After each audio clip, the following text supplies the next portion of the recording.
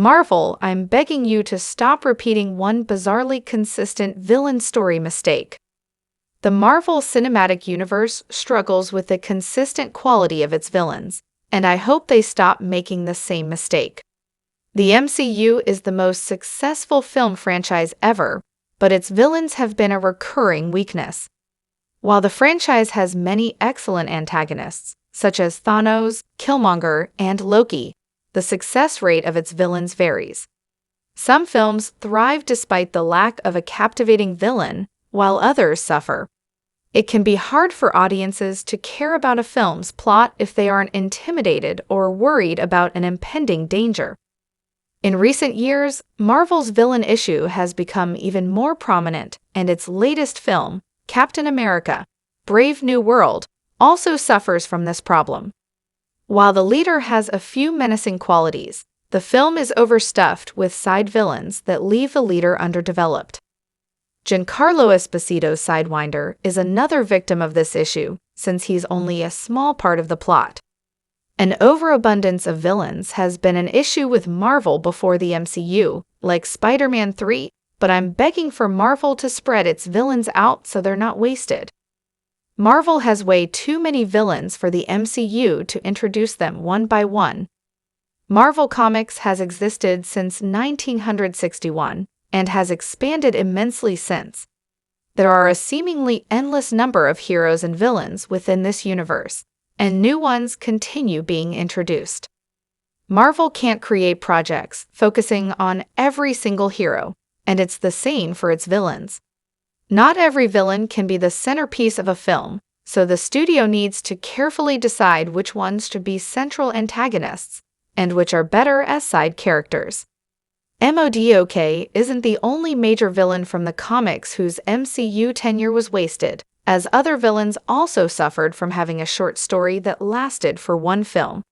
However, this can create issues for Marvel villains, who are more powerful, intimidating villains in the comics, but feel less important than the MCU since they are pushed to the side in favor of another character. For example, MODOK can be an Avengers-level threat, but he's treated as a joke in Ant-Man and the Wasp: Quantumania to keep the focus on Kang. MODOK isn't the only major villain from the comics whose MCU tenure was wasted, as other villains also suffered from having a short story that lasted for one film. The MCU has a weird habit of introducing major Marvel villains only to waste their story. Marvel is focused on developing its heroes, but it should show the same attention to its villains. Marvel has an unfortunate habit of introducing several interesting or powerful villains, and then wasting their stories by killing them too early or not bringing them back. For example, Caecilius was a powerful sorcerer whose magic abilities rivaled Doctor Strange's. However, he was mainly a henchman for Dormammu and felt easily replaceable since Dormammu held all the real power. Caecilius would have been a better character if he fought Doctor Strange independently. The same can be said about Claw and Crossbones, aka Brock Rumlow. Rumlow had an interesting arc as a SHIELD agent turned Hydra in Captain America. Winter Soldier and Claw had potential as a funny, yet menacing criminal in Avengers: Age of Ultron.